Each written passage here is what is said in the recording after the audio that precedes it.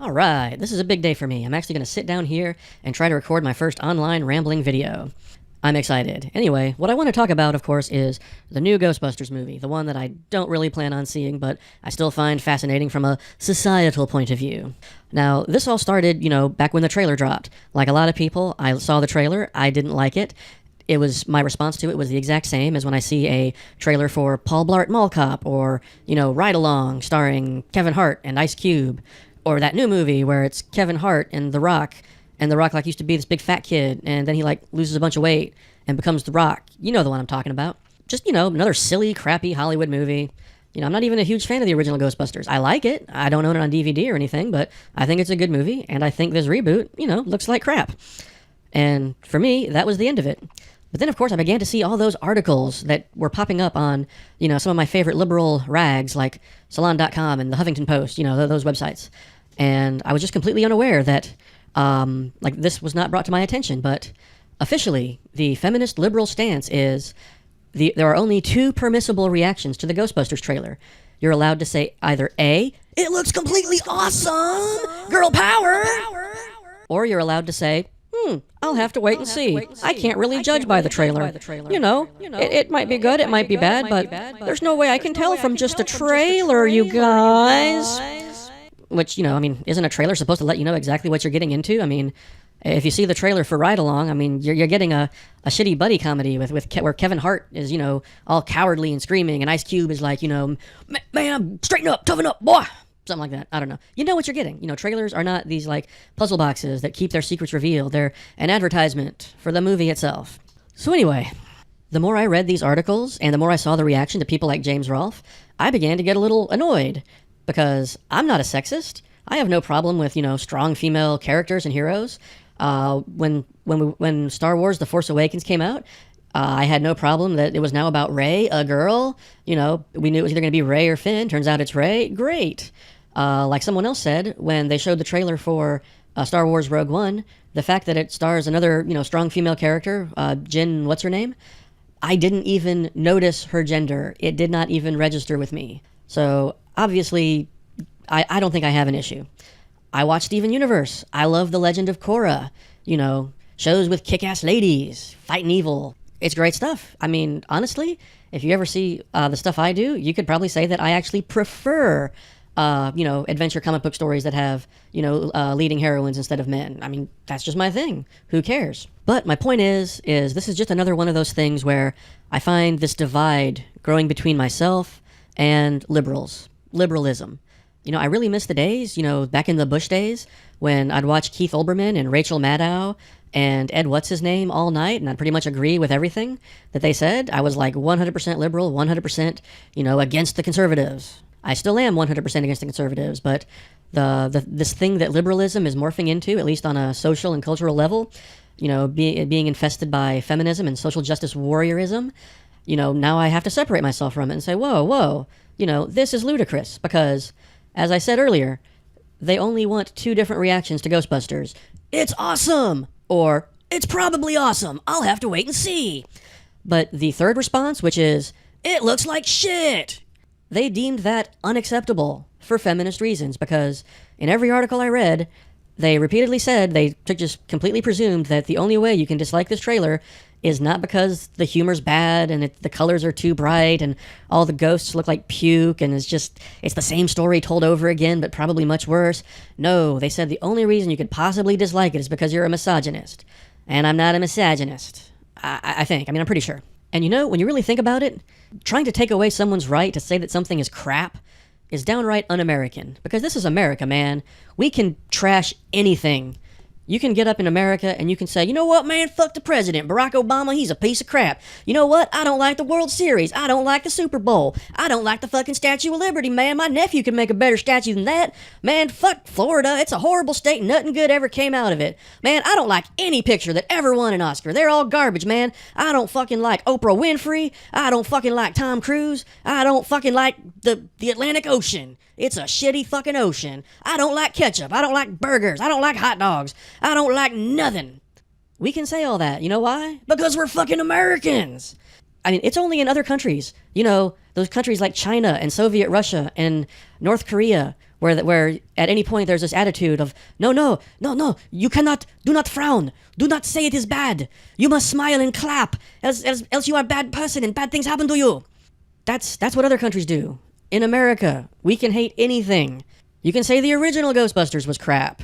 You know, I've probably heard people say that. Oh, I don't like that movie. Fuck it. The point is, we're allowed to say it without being painted as misogynist or sexist, which is just ludicrous.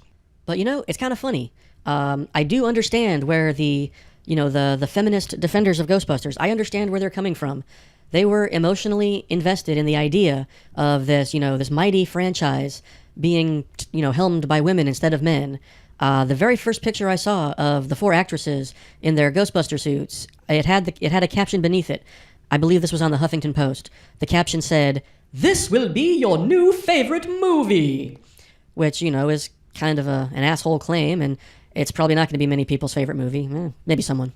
And I imagine that the feelings that, that some liberals had toward this movie, they're the same that I had towards, like, The Phantom Menace. I really wanted The Phantom Menace to be a great movie. I wanted the Star Wars prequels to be some of the greatest movies ever. And, I was kind of in denial for a good number of years.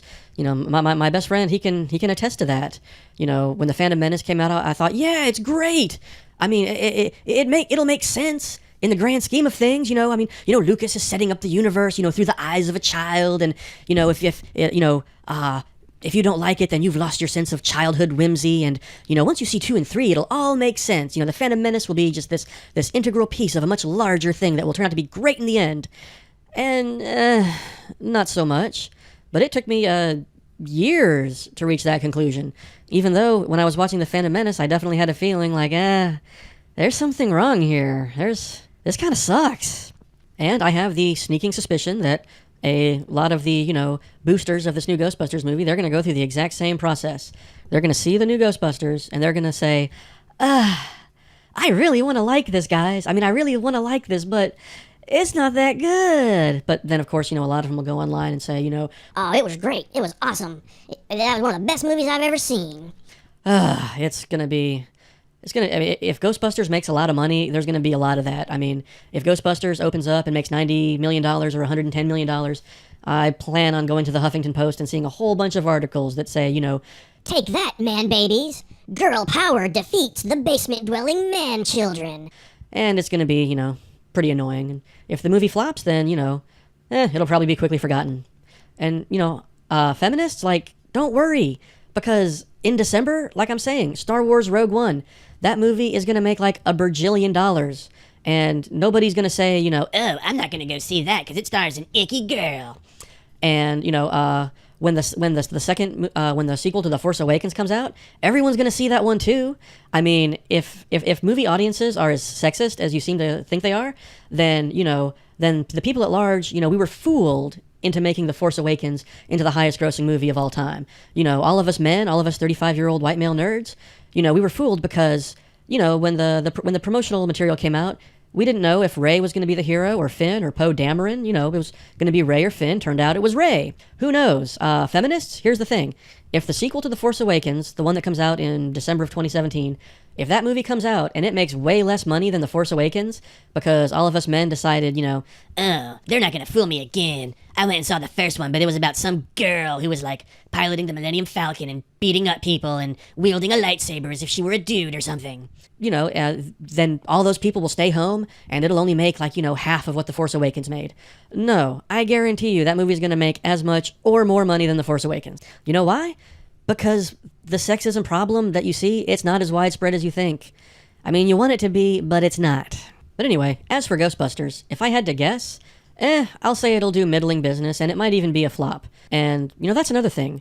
When I say that I would prefer that the new Ghostbusters movie flops, some people have a problem with that. They're like, you're not allowed to wish for any movie to flop. If you want something to do bad at the box office, then you're just a hater.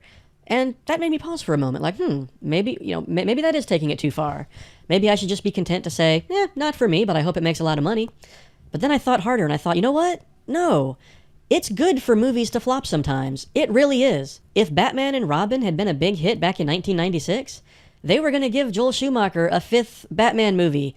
Remember? It was going to be called, Batman Triumphant, and it was going to be about, the Scarecrow and Harley Quinn or something. That would have been terrible. But Batman and Robin flopped, as it should have. We all know the reasons why. It's horrible. And then the Batman's franchise lay dormant, and then they got Christopher Nolan to do a reboot of it. Batman Begins, The Dark Knight, The Dark Knight Rises. You know, those movies that pretty much most people like. Well, Dark Knight Rises had its problems. I'll admit that, but that's for another video. Yeah, if you're one of those people who say The Dark Knight sucks, then yeah, whatever. We all know it. We all know it's a great movie. So yeah, I think it can be healthy for movies to flop. It's, cinematic, natural selection. Let the crap filter down to the bottom and be forgotten. Let someone else take a stab at it. I mean, just imagine if the first Transformers movie had flopped. Maybe Michael Bay would be retired by now. Maybe someone else would be making Transformers movies, and they would, I don't know if they'd be good, but they'd at least be watchable. Not like they are now. Oh, God. Did you ever see Transformers 4? That movie. That was not a good movie. I might talk about that in my next video. I actually have some thoughts on Transformers 4. But anyway, this is getting too long. If you made it to the end, this is my first ramble. I'm sure they're going to get better. I'm sure I'll tighten up my style. Please like and subscribe. Like President Obama, I need to stop saying so much. I'm going to work on that. Going to get myself a shot collar that goes off every time I say But yeah, Automated Thought. Like, follow, comment, subscribe. Do something, you lazy bastards.